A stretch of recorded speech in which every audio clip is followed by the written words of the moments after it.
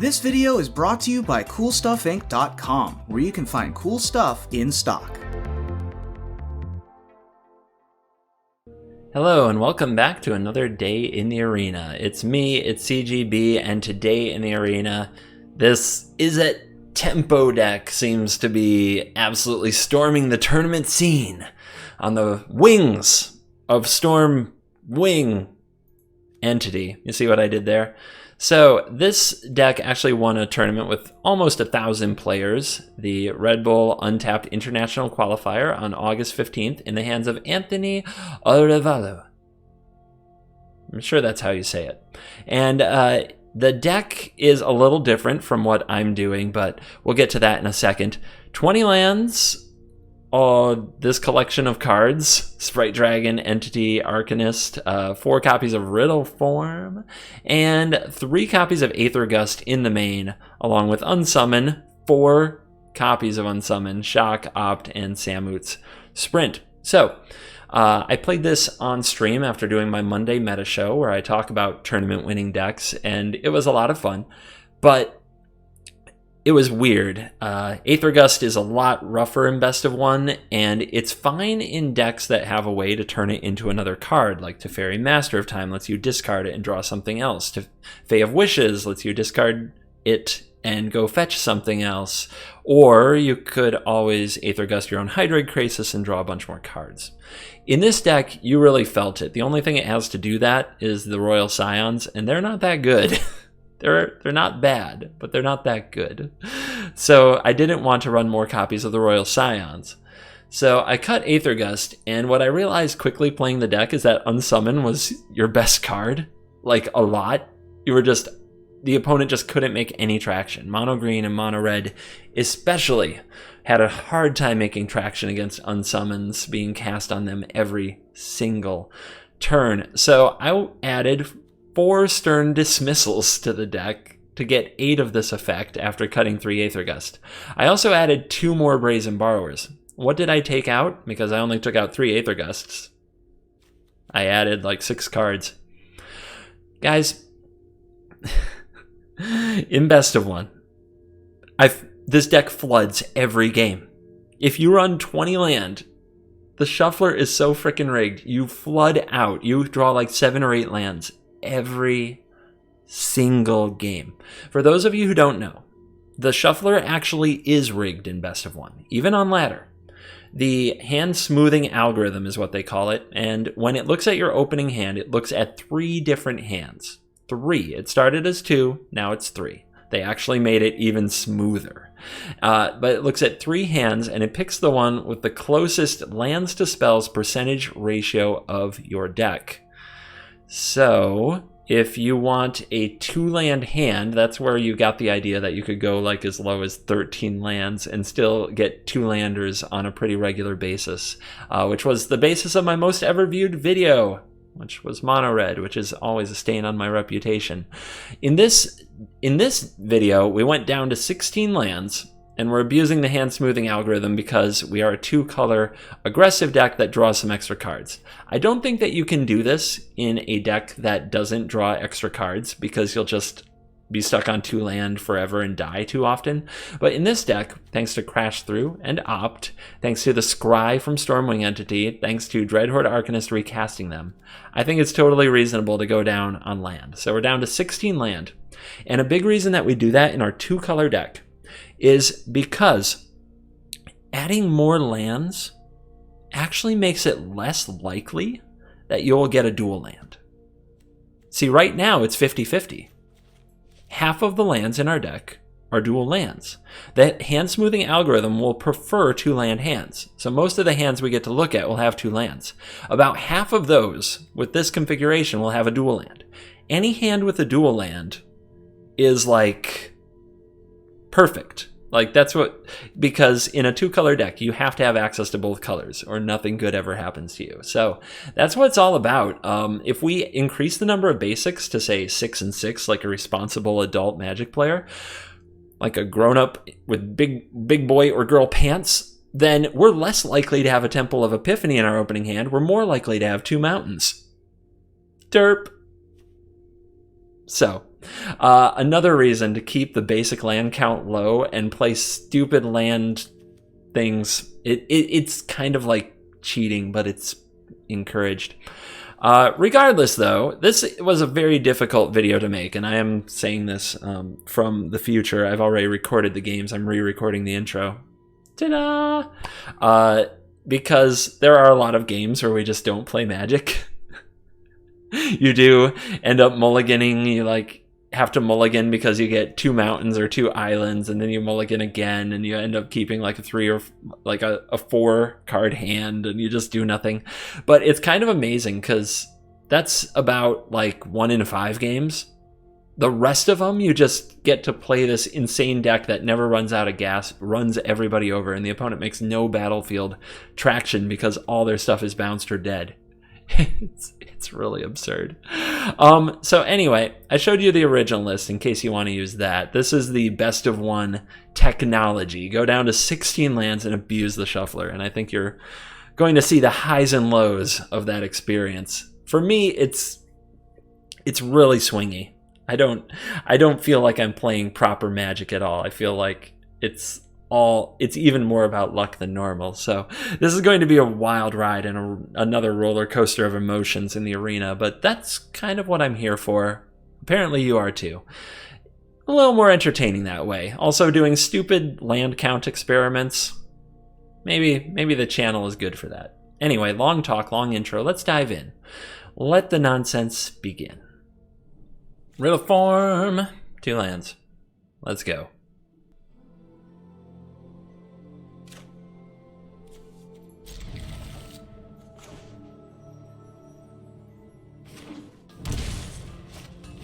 Healer's Hawk. Let's start the party. The bounce party. Everything's going back to hands. We might be congested on, like, we have too many blue spells and just a little bit of blue mana. It's pretty congested, so we're probably going to end up doing a lot of, like, this. Just bouncing. We want to bounce stuff pretty much every chance we get. Ooh. They might not have many ways to deal with the Sprite Dragon. Let's get it on the field.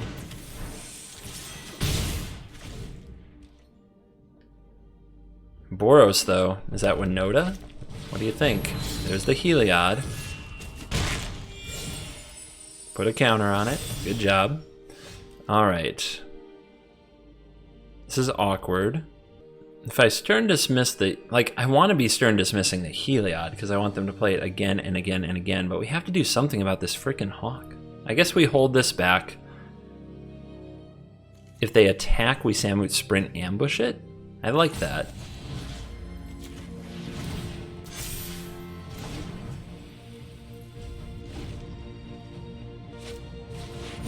Yep.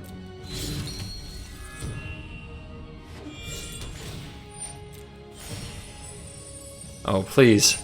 The game land is perfect. Please let them attack in. Yes! Yes, the island. Oh, it went so perfect. How does he do it? How does CGB get so lucky? He's just a lucky gamer, guys. He was born with it, Holmes.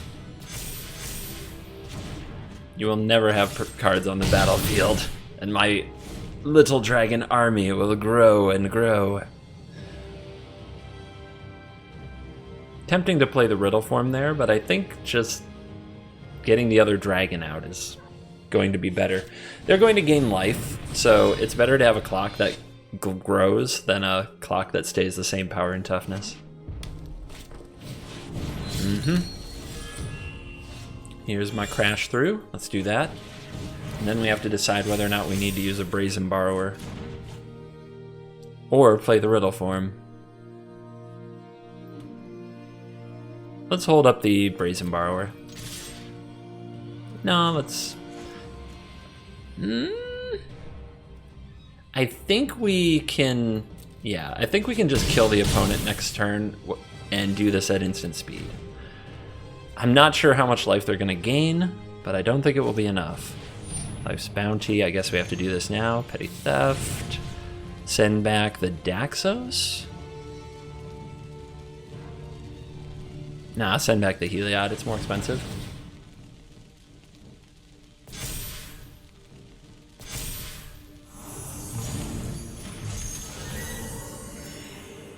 Opponent goes to 10. I still want to know what the red is for. Look at how much red... They have so many red sources. Like, what are you doing? Speaker of Heavens gains of life. Goes to 11. Yeah, they dead.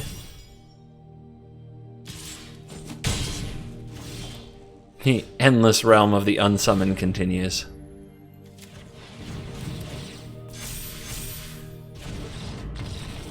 Wow. Work it. Keep.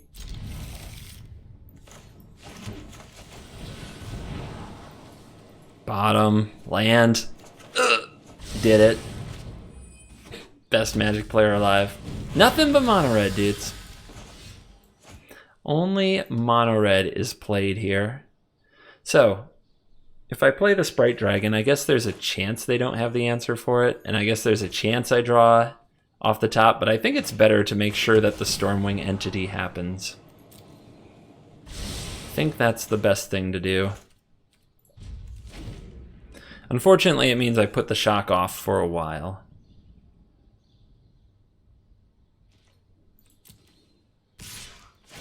Keep a one-lander, curve out to 3.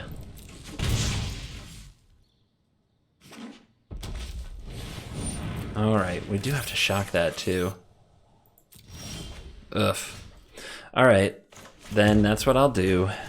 I was really hoping to actually have a Sprite Dragon that wasn't a complete joke. I guess if we get one more land, we can get it to 3 toughness quickly. Maybe we'll find that. Yeah, we found it. Let's keep the Borrower too. There's probably an Annex in our future.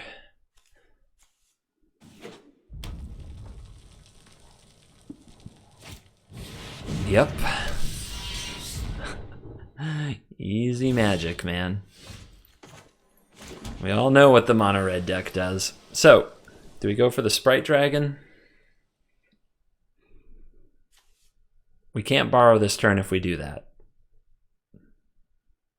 I guess though, if we... Yeah, better to borrow. Better to make sure Annex doesn't wreck us. There's too much Embercleave power out there.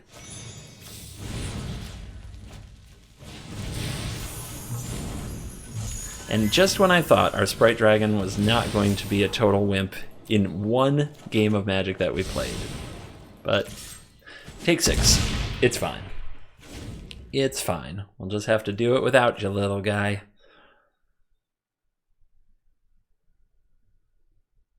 So, would you like to spend your turn casting Annex again? Nope. The bane of my existence.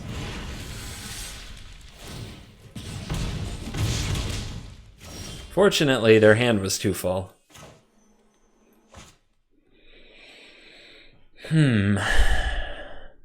I suppose we want to be ready to Embercleave, or stop an Embercleave. If we play this, they might have a shock and we don't pump anything. I think we go for this and we shock in the Steam Vents. We have to be ready for Torbrand and Embercleave. That's the key. I appreciate clean victories. Style does fear is a tool. Use it. Down to 8. Close to lethal. If the Scion survives, should be pretty solid. Steamkin, okay. Where are you attacking? They know they're in a race, so I don't think they can attack the Scions, and they realize that too. So it's 2-2. They don't get a card from the robber. Not this time. There's the cleave.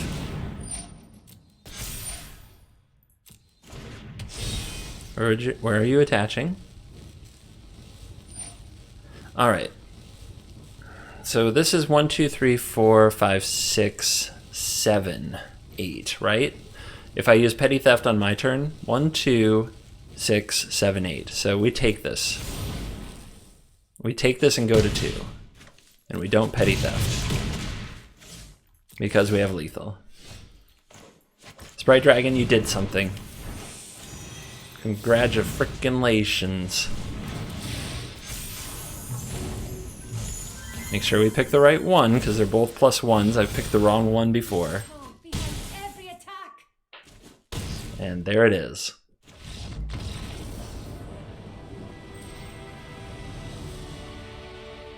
Alright, Arcanist, do the thing.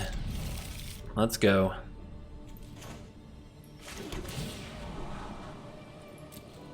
Let's keep that, play the entity. This is still not fine, but that's all I'm gonna say. Mono red. This is mono red. They play mono red.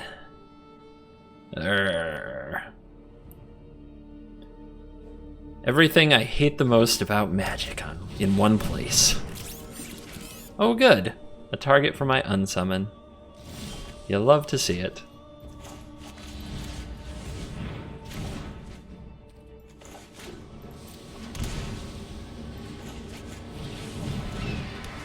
So can we find another unsummon? I believe we will. Like I have faith that there's another one somewhere.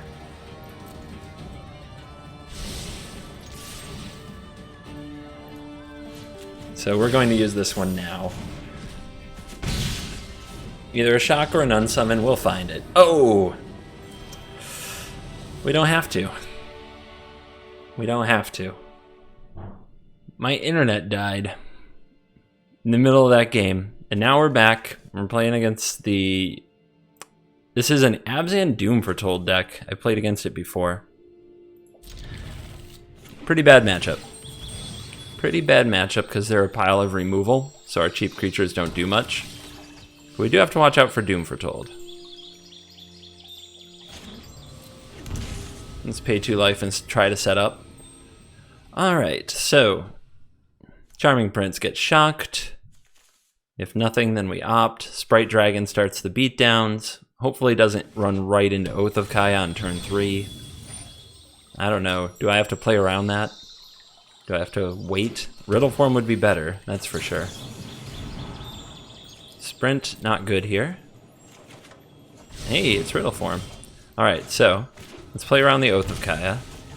Dreadhorde Arcanist would have been great with the sprint, but we already sent that away, didn't we? We don't have any card we particularly want to cast for the spell. The opponent needs to give us a target for any of this to be good. Triome, go. Yeah, that's kind of awkward. I could shock their face. I actually think I'm supposed to. I can't play around Oath of Kaya forever, though. Or can I? Actually, I probably can. Can definitely play around it indefinitely.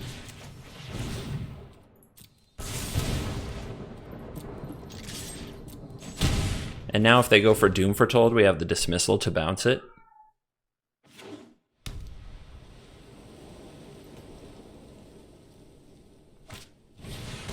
Treacherous Blessing. Okay. Well, we don't want to bounce that. The opponent draws some cards. They have to discard. Triome. There's a land. So we'll play the Royal Scions. Hit for another 5. With my sister by my side, I do not fear the unknown. If they end up Doom Foretolding away the Scions, that sucks, but they're taking a lot of damage. Like, the pressure is on, and we're playing around their Oath of Kaya. So there's Doom.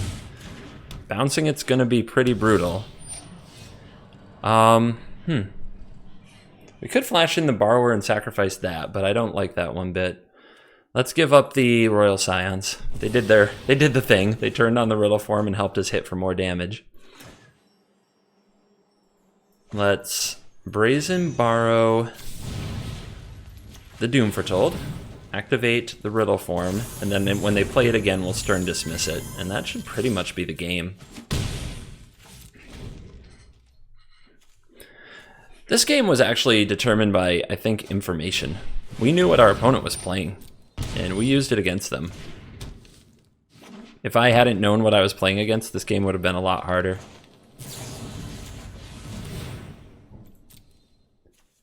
If I had run out Arcanist or Sprite Dragon, the game probably would have been incredibly difficult.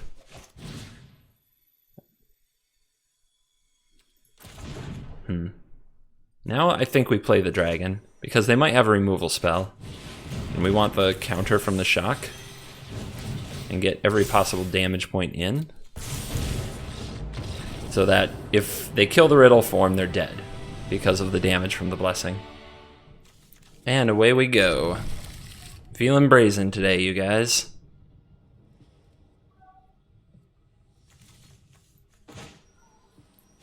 No Arcanist. Arcanist would set this hand on fire. This is mono green. They play mono green. We're getting to that level. Mono green's almost to the mono red song level of obnoxious and everywhere. Omnipresent, you could say. Go away. Go away. No aggression from you. Alright, we're gonna have to wait one more turn for the entity, but then we have 2 entities in a row. We have to let the opponent have a creature this turn. So that we can bounce it, then entity. Oh no! Alright, we have to remove the hexproof counter. Opponent doesn't remove the hexproof counter. Now I'm confused. They knew. They knew my plan. It is 1 to give it hexproof, right? It is. What a load. Alright. Well, this worked out way too well, because all we have to do is cast the spell. Even if they counter it with the hexproof, we still get the entity. Alright, well now we drew an opt, so that's even better. Sprint. Is sprint good? We can sprint, but we can't sprint the entities. Sprint is awkward. It's only good with Arsonist. Well, no, let's keep it. It helps us race. And that's what we're going to do now. We're going to race this green deck. We're both going to start playing things. I guess one more land is kind of okay. Nah. Just ship them. They're blanks, man. They don't activate prowess.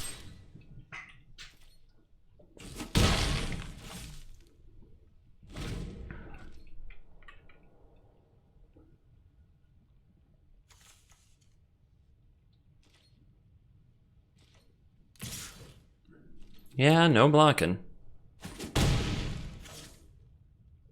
What you got? Pellet Collector returns. Scavenging Ooze, of course, of course. Another land off the top. Shuffler's fine, everybody. It's so fine. But that's kind of perfect now, right? We can sprint here. So we go with an Unsummon Where, I guess on the Troll. Yeah, but they replay it, it just grows the Pellet Collector. On the Ooze? Ooze can mess with the graveyard, but right now our deck doesn't take advantage of that. On the Pellet Collector? It does probably become a 3/3. Yeah, I choose the Troll. Then we play you. Another entity, sure. It's probably good. And hit the Summoning Sickness one with the Sprint. Math is for blockers, of course, so I'm not bothering to figure out how close to dead they are, but it's close. Caca. Burbs. I think it's time for Mono Green to find their Kroll Harpooners, guys. I think Kroll Harpooner needs an epic comeback right now for Mono Green.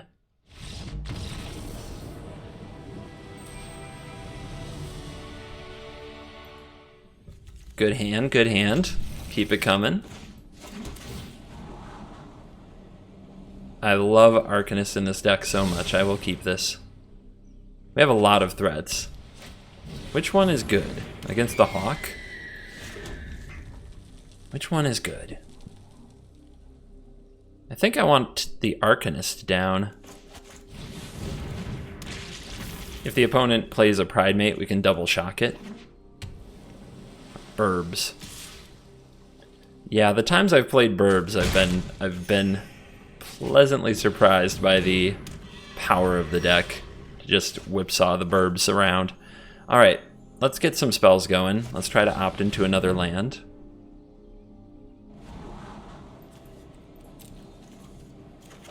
There we go. Feels good.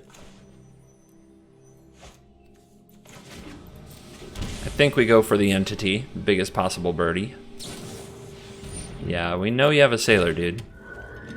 Actually, will they double block? They might. They're trying to discourage me from attacking. If they double block here, I can blow them out pretty well.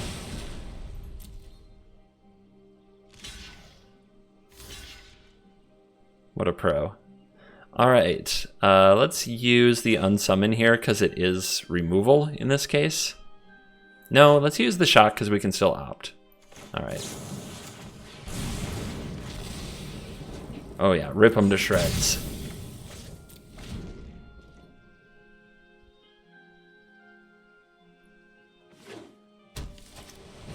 Well, we're gonna bounce that anyway, so we may as well do it now.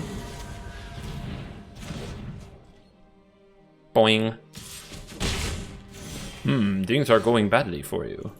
Alright, so we have 2 spells we can cast to pump the Sprite Dragon to a 3/3, or we can get the Entity down. I think getting the Entity down is sweet.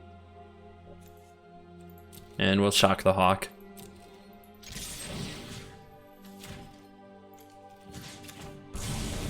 Free spells, guys. Free spells. So awesome.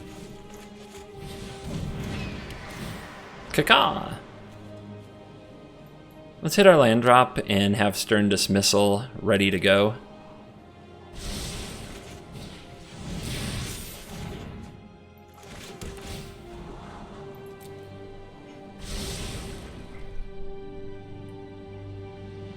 Come on out, Eagle.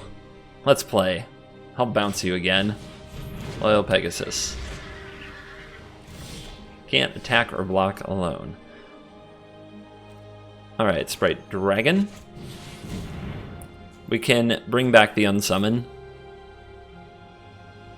Are we a Lofty Denial deck? We are. Okay, fine. Let's still play the Riddle form. Yeah, the opponent recognizes that they're still too far behind as we get to take like a few more game actions that turn and bury them in advantage. So, you can feel it, can't you? The momentum shifting. A bad internet connection. A few ill-fated draws, but now the deck is coming to life. This is a somewhat awkward hand. We need the 3rd land. Okay, that was easy. I thought that would be harder. Let's play this tapped, but let's hold all the spells. We can crash through then Entity.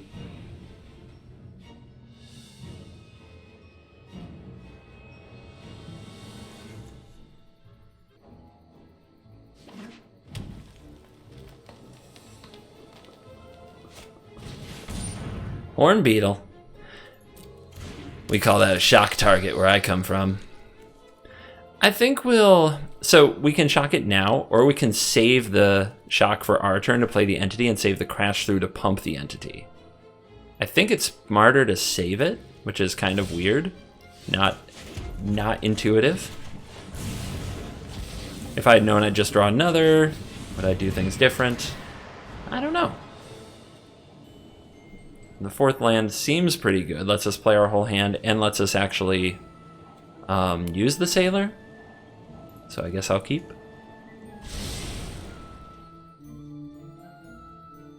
Come at me, Mono Green. What you got? Nothing? Unexpected.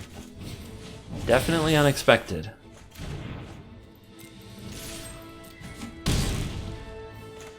I was thinking about just going ham with all these spells, but now they did nothing on turn 3. It's kind of like I better wait. I don't know what they're up to. They're reading the Entity. Lovestruck Beast, you got it. Card does not matter to a flyer. Here's the Sailor. Land off the top.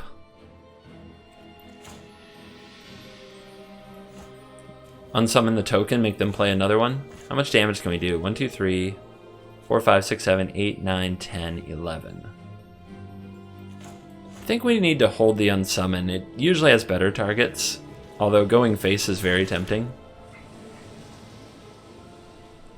Maybe we do... No, we want to play a spell on our turn. We want the prowess trigger.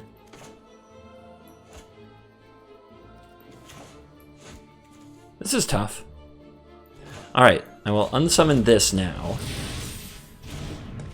Making it hard for the opponent, or it makes them have to play a 1/1 if they want to attack. They might have a Great Henge. That can be annoying, but I think we can deal. And then if they play another 1/1, we'll decide then if we want to shock it. Yeah, there's the Henge. A little bit of life gain, but it is an investment of a turn. And their card advantage, while strong, doesn't matter too much to us. It also means this beast is probably not doing anything for a while. So they're playing like the control deck here. And I don't know if it's going to help them. All we need is a few good spells. There's 1, there's 2. 1, 2, 3, 4, 5, 6, 7, 8, 9, 10, 11, 12. So close. So freaking close. Well, let's do some mean things to them. Try that again.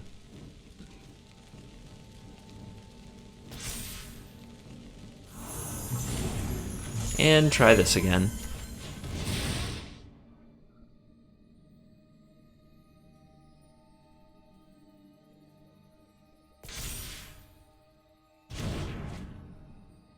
Do we move in with the shocks? If the opponent kills the entity, we're going to have a lot of regrets because then we're just not going to get there. So let's do it.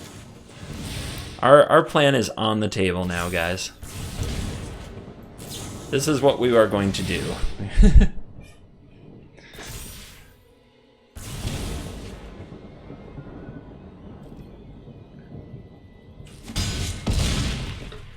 One more point.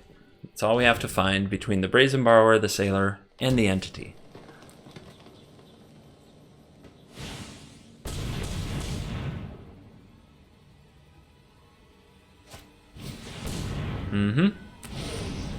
Gains reach. Gotcha. That has reach too, but they can't be attacking. Arcanist off the top. Okay, if we untap with that, it's game over. There's a shock in the graveyard that has your name written on it. Of course, they get to henge. What else can they do about this?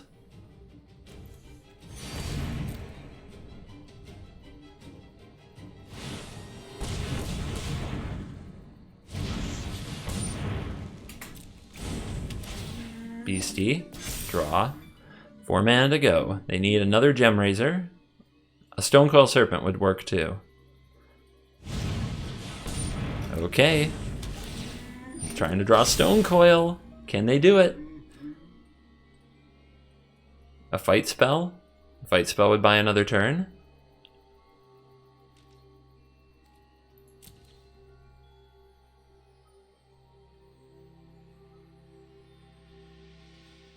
Well, scoop it up. Quite the fight with the Gem Raisers and the Henge. Oh yeah, the return of Dreadhorde Arcanist to the fray.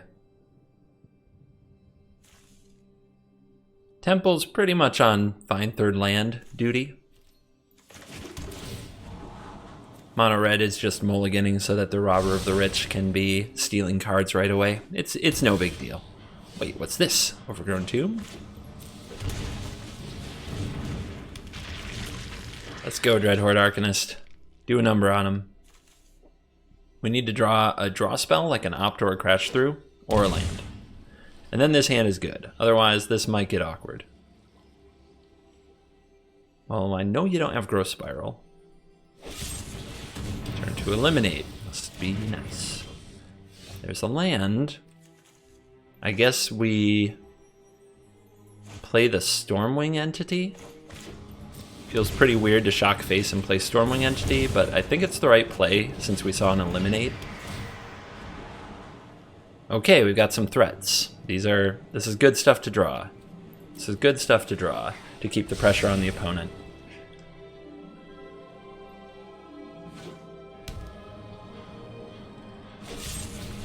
Okay. Wow. That's just perfect. They drew perfect, everybody. Let's go for the Arcanist. We can play Sprite Dragon next turn and flash back a shock if it lives. And we have Unsummon open to save it if we need to. Uro. Uro.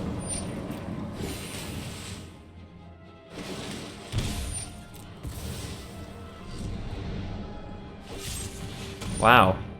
That's a lot of spot removal, dude.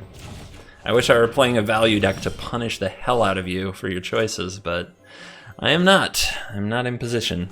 Let's try this again.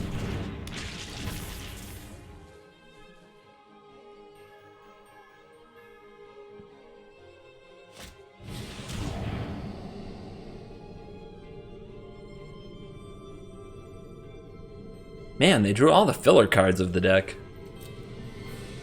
Which is exactly what you need to fight this matchup. Like, I'd almost prefer that they had Nissas and things of that nature. But so far, they just have endless interaction. That's a good draw, though, I think. I think that gives them a really hard time. I appreciate clean victories. Just want to hit him as hard as we can. Any challenge.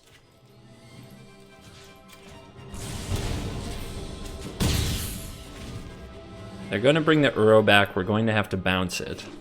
There's not a lot else to say about that. Just the way it is. And now we're really trying to dodge things like Krasis off the top. We need more damage output, and they messed that up with their removal spells. Okay, never mind. They're perfect. It's hard to beat perfect. Perfect is very strong when it comes to Magic the Gathering.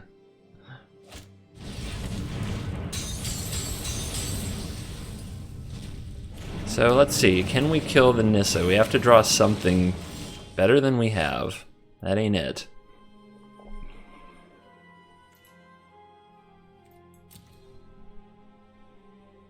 We can do a lot of bouncing, but we can't kill Nissa. Then I guess we just have to attack her and hope to get there. I don't think that looting is very good.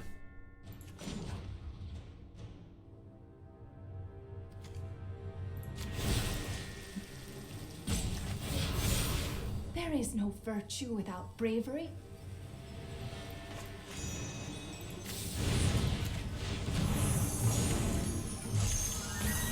Do we attack Nissa? Or do we just let Nissa be? Endless bounce spells. Which means endless cards and life for the opponent, so racing them is pretty pointless.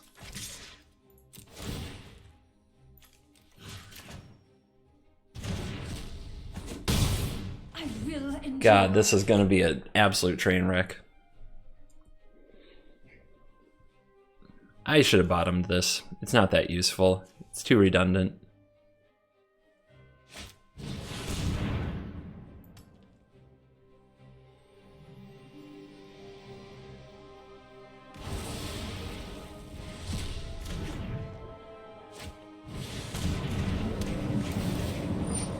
Now we have no pressure. Let's just leave. I would rather not play against Sultai any longer. One lander? How could this happen? There we go. Almost too easy, man. This is a great 7, though. What would the 6 be? Do we take out the Opt? We have 8 unsummon effects. I feel like we'll find another one. I think the opt might be pretty important for finding land drop number 3. I'm definitely going to opt, right? I'm not going to shock. What would I shock on turn 1? There's nothing. Not even a Scorch Spitta with this hand. Oh, well, there you go. I will keep that. These are very good against mono red. And there's the 3rd land. So this is the worst card against them, but just in case they don't have a Bone Crusher Giant or Shock ready to go, or they decide to play something different and deal with it later, we should run it out there. I would so prefer Dread Horde Arcanist though.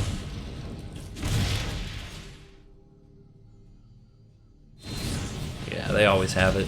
100% guaranteed. To think we were worried about land.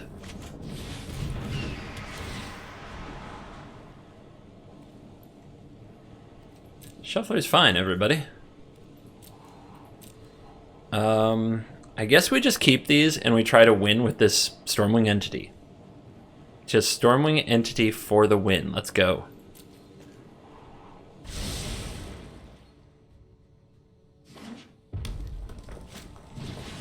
Robber of the Rich. That is rude. And attacking. But they don't get the card. That skipped really fast. Like, they don't have anything. It is too risky, though. It is too risky.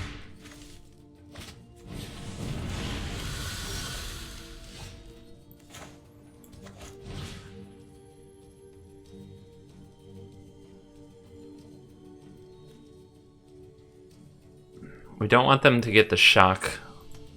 Yeah, we can't have them getting the shock off the top of the deck. We gotta blow this up. Save the Stern Dismissal for something else like the Embercleave and try to race them.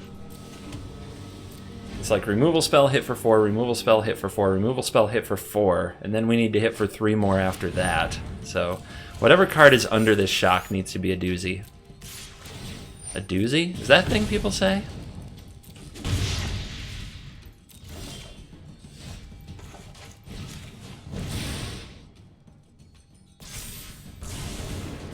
I think the opponent has a Rimrock Knight from the way things are going. It could be a shock. Could still be a shock. Down to 11.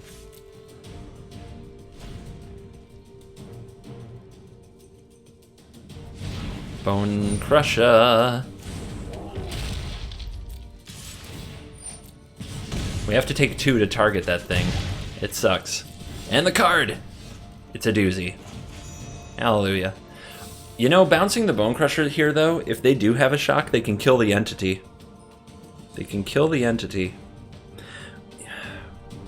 We can also leave them dead to a spell off the top if we play Stern Dismissal and then cast Brazen Borrower on end step, and they don't kill the entity. Or we can bounce the Scorch Spitter, right? Play around the shock. But the Brazen Borrower runs into the shock. Alright, we're going to take the bold line. The one that you're all screaming at home that, please CGB, anything but that. Don't do it. Don't do it, CGB. It'll never pay off. It will never pay off, dude. Fervent Champion. Fervent Champion. Alright. Will they play that Scorch Spitter? Do I take this 8 and then draw a spell and win? What if I draw something that's not a spell? Bold line. Wait a minute. If I take 8 here and they have a shock, I'm dead.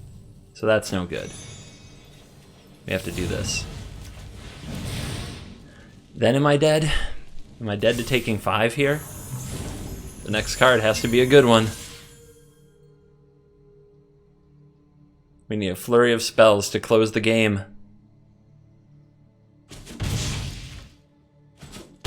They definitely have the shock. I'm 100% sure they have the shock. Is that... Wow. Haha! Should have held up the shock. Wow, what a top deck. Do you feel that? Did all the red mages at once cried out in pain?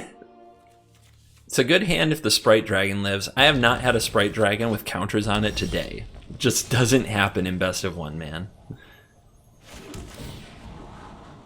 So I'll keep a Riddle form, because God knows the Sprite Dragon ain't gonna make it.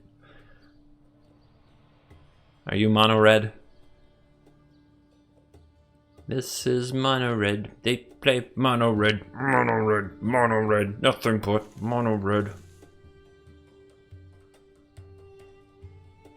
Robber of the Rich, you know you've got it. They've always got it when you scry to the top. 100%.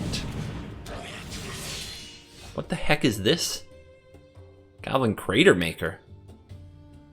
How's that card work? Alright. Destroy 2 damage to target. Destroy target colorless non-land permanent. Let's get the Riddle form down. Sprite Dragon just gets killed by this thing.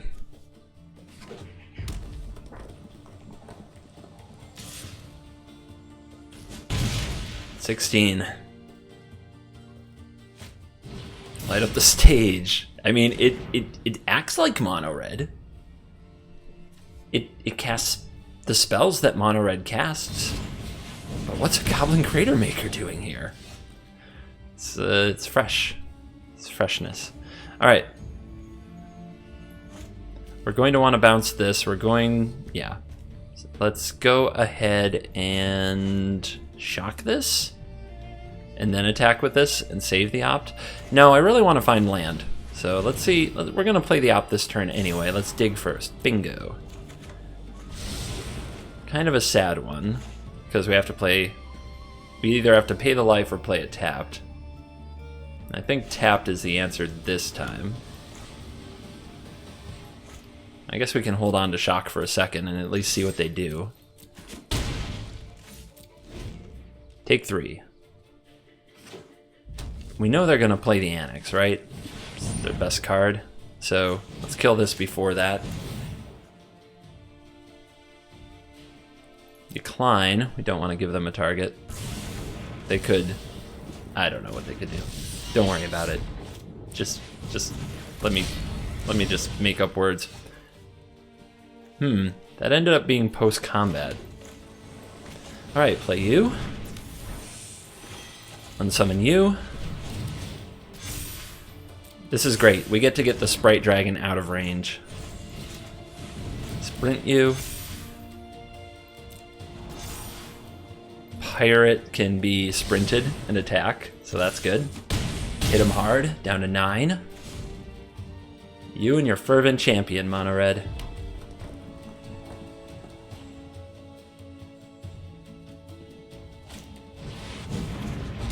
That's a card. But is the opponent dead? Spectral Sailor. Samut Sprint.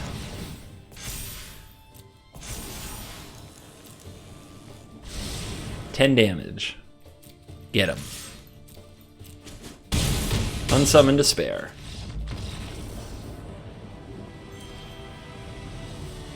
Goodbye, Mono Red. You have been dispatched by a blue deck. Mortal enemies. Rivalry renewed. And we are back for the post-game wrap-up, and I'm not gonna lie to you. I don't love this deck. I love when it works.